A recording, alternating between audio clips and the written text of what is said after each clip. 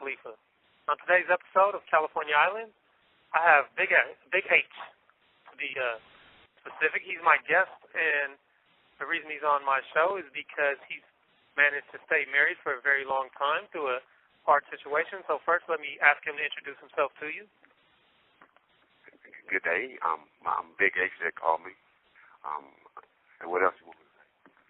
So, Big H, how long have you been incarcerated? For 22 years. 22 years, and how long have you been married? For 34 years. Wow, 34 years. That's a long time to be married through a 22-year incarceration. So, initially, the first question I have to ask you is, how have you stayed married through your incarceration? By the grace of Allah.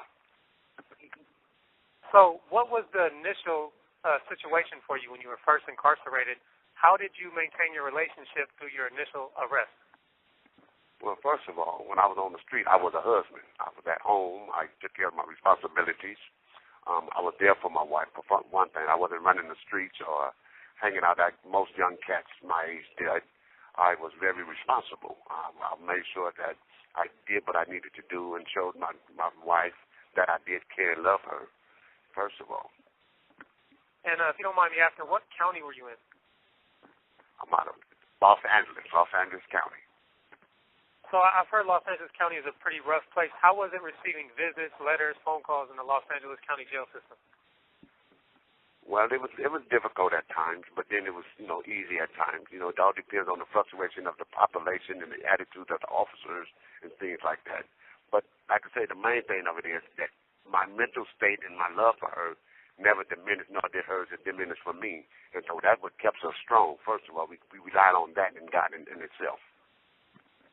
Okay, so from the county jail, you went to prison. What was your sentence that sent you to prison? I have 25 to life. 25 years to life. So you got sentenced to 25 years to life, and you arrived to the reception center. What was it like communicating with your wife from the reception center?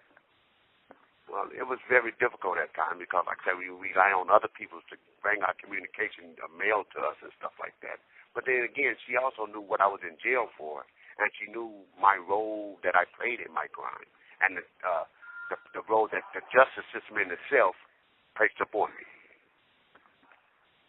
So you leave the reception center. You were able to maintain your relationship there. Has it been easier maintaining your relationship years later, or was it easier initially? So do you think there has strain has grown on your relationship, or do you think it has been strengthened? It varies because, like I said, sometimes she get weak in this here time, and I have to be the strong one. Sometimes I get weak in this here, and she has to be the strong one. But the key component to our relationship is that we always think of what we could do best for our relationship, not what's best for individuals.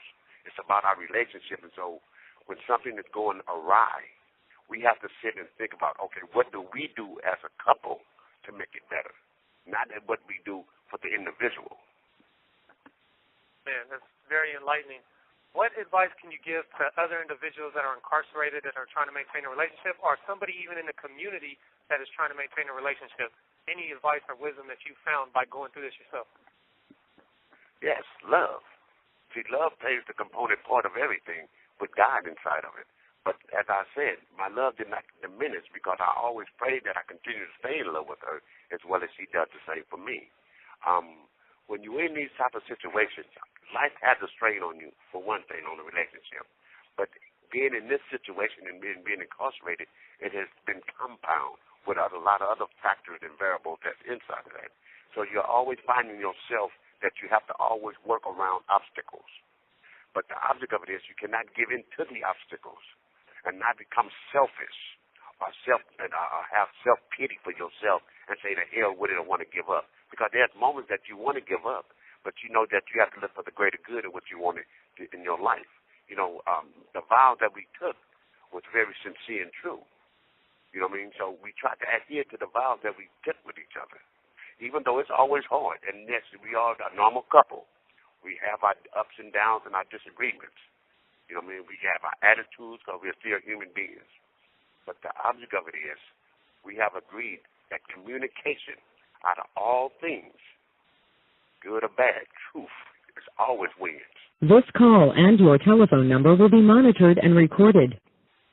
When you come to the point that you are truthful with each other, no matter what it is, you should be able to be mature enough to talk about it, because you can always work from the truth. You can never fix a lie.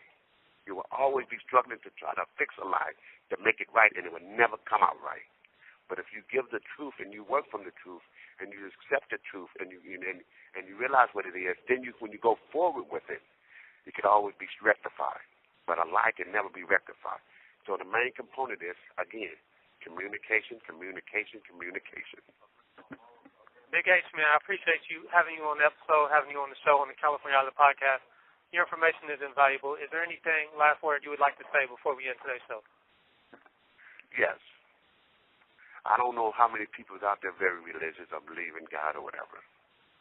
But the trust in Allah, the reliance on Allah, dependence on Allah, He is my sustainer. He's my provider. He's my protector. He's the one who guides me. When I have doubt within my heart or my mind, I take it to Him. I ask Him to guide me, to lead me the way, to give me the right understanding of how to deal with everything in my life.